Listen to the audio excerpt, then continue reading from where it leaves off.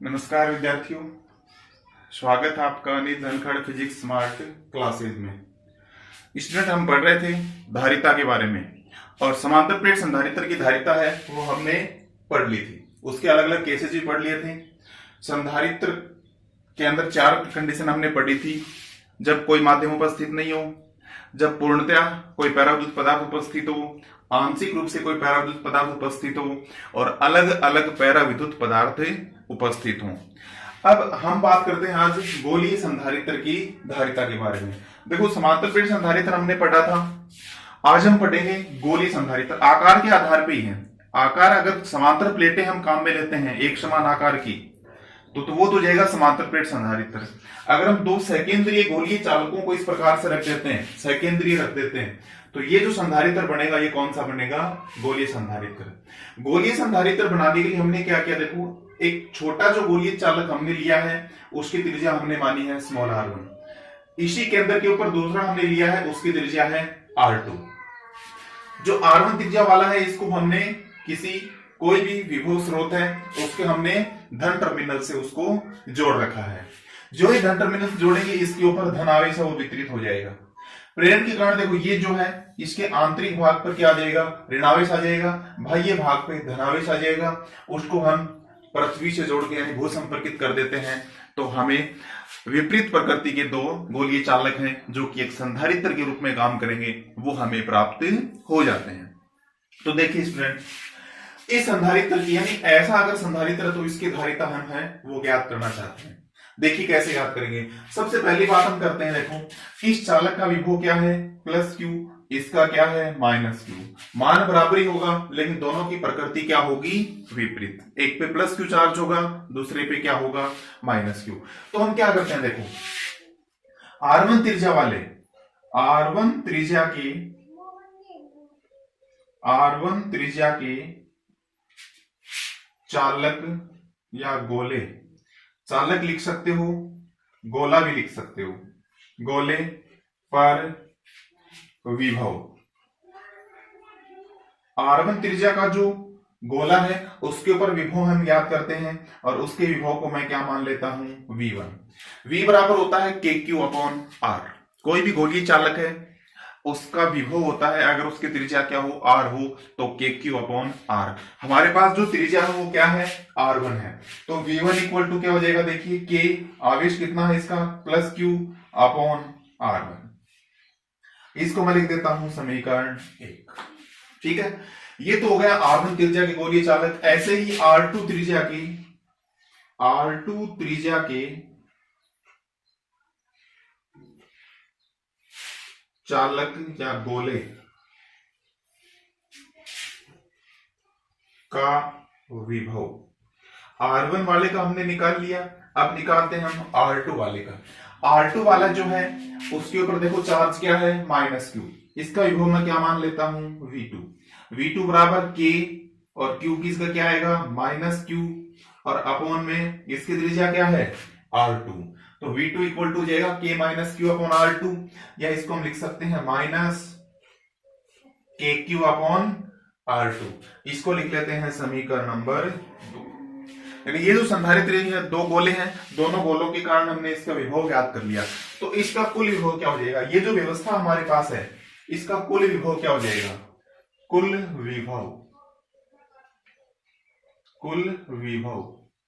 V बराबर क्या हो जाएगा? V1 plus V2। V बराबर क्या हो जाएगा? V1 plus V2। समीकरण 1 और 2 से V1 V2 का मान लिख लेते हैं। V1 का मान है KQ/R1, V2 का मान है माइनस के साथ है देखो, और ये प्लस है, प्लस माइनस क्या हो जाएगा? Minus KQ/R2। कॉमन, उसको कॉमन ले लो। क्या कॉमन है? KQ कॉमन है। KQ कॉमन है तो क्या बचा? 1/R1 minus 1/R2। इसका एलसीएम ले लो। क्या आएगा इसका एलसीएम? KQ। एलसीएम आएगा इसका R1 R2 एलसीएम लेंगे तो देखो ये R1 है, यहां क्या बचेगा? R2 minus R1। ठीक है, तो V इक्वल टू क्या हो जाएगा? देखो KQ, चलिए V इक्वल टू तो हो गया KQ into R2 minus R1 upon R1 R2। क्योंकि हमें क्या चाहिए, धारिता। C बराबर क्या होता है,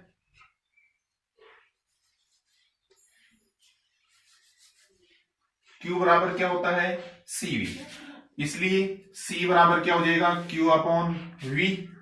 V की वैल्यू हम यहां से पुट कर देते हैं, देन C इक्वल टू क्या देगा, Q अपॉन में V, और V की जगह क्या लिखें, KQ R2 minus R1 upon R1 R2। देखिए Q से Q कैंसिल हो जाएगा, K की जगह क्या पुट कर सकते हो, 1 अपॉन 4 पाई एप्सिलॉन 0, 1 अपॉन आएगा इसलिए गुणा में चला जाएगा। तो देखिए C इक्वल टू क्या जाएगा, 4 पाई एप्सिलॉन 0। K की जगह पुट किया था, ये देखो R1 R2 बटा में था, ये इसके साथ आ जाएगा R1 R2 बटा R2 माइनस R1। ये क्या है, किसी गोलीय संधारित्र की धारिता। गोलीय संधारित्र जो दो गोलीय चालकों से निर्मित है, एक की त्रिज्या R1 है और एक की R2 है। कोई माध्यम नहीं लिया था हमने, ध्यान रखना। इस कंडीशन के अंदर हमारे पास कोई माध्यम की चर्चा नहीं हुई थी, इसका मतलब क्या था, निर्वात। अब कोई माध्यम उपस्थित हो, माना संधारित्र में epsilon R para विद्युतांक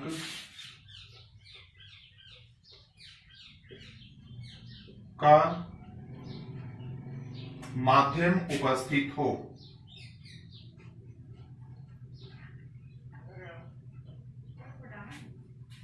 epsilon R para विद्युतांक का अगर माध्यम उपस्थित होगा तो इसकी धारिता क्या होगी, C equal to 4 pi epsilon 0 और साथ में क्या जाएगा, epsilon R R1 R2 upon R2 minus R1।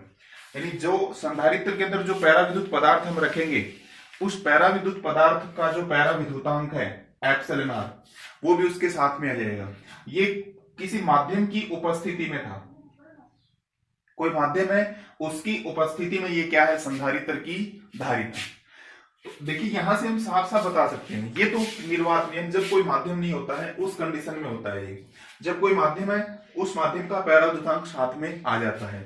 तो इन दोनों की अगर आप कंपैरिजन करते हो, देखो इसको मैंने CM लिख दिया, केवल मीडियम, माध्यम की उपस्थिति में धारिता। तो देखो इसको आप ऐसे लिख सकते हो, CM equal to epsilon R को अगर हम अलग निकाल लेते हैं तो ये बचता है पूरा का पूरा, और इसको हम क्या लिख लेते हैं, C, epsilon R into C। यानी अगर आप, जैसे हमने समांतर प्लेट संधारित्र में देखा था कि माध्यम की उपस्थिति में या पैरा विद्युत पदार्थ की उपस्थिति में क्या होता है, संधारित्र की धारिता है वो बढ़ जाती है। कितनी बढ़ जाती है, जो पैरा विद्युत पदार्थ आप रखोगे उसके पैरा विद्युतांक की जितनी गुणी हो जाती है। ठीक है, तो देखो माध्यम के अंदर अगर आप देखोगे तो CM इक्वल टू क्या हो जाएगा, उतना गुना धारिता हो जाएगी निर्वात की तुलना में जितने पैरा विद्युतांक का हम माध्यम उसके अंदर रखते हैं। ओके, तो ये तो था माध्यम की उपस्थिति में संधारित्र की धारिता, और ये था निर्वात में, यानी जब कोई माध्यम उपस्थित नहीं होता है। तो ये अपना टॉपिक था गोलीय संधारित्र की धारिता का। ठीक है, अगले अपना जो लेक्चर होगा उस लेक्चर के अंदर हम संधारित्रों की कॉम्बिनेशन की बात करेंगे, संधारित्रों के संयोजन की बात हम करेंगे कि संधारित्र जैसे हमारे पास 2 या 3 4 5 जितने भी संधारित्र हैं, उनकी धारिता है वो ज्यादा हो रही है या कम है, हम संधारित्रों की धारिता बढ़ाना चाहते हैं या घटाना चाहते हैं, उसके लिए संधारित्रों को किस प्रकार से जोड़ा जाए, कौन से क्रम में उनको हम जोड़े ताकि एक वांछित धारिता का संधारित्र हमें प्राप्त हो सके। तो ये चीज आपको याद रखनी है कि अगर हमें वांछित धारिता का संधारित्र चाहिए तो उसको हम कितने कॉम्बिनेशन में जोड़ सकते हैं, ये हमारा नेक्स्ट लेक्चर जो होगा उसके अंदर हम इसके बारे में डिस्कस करेंगे।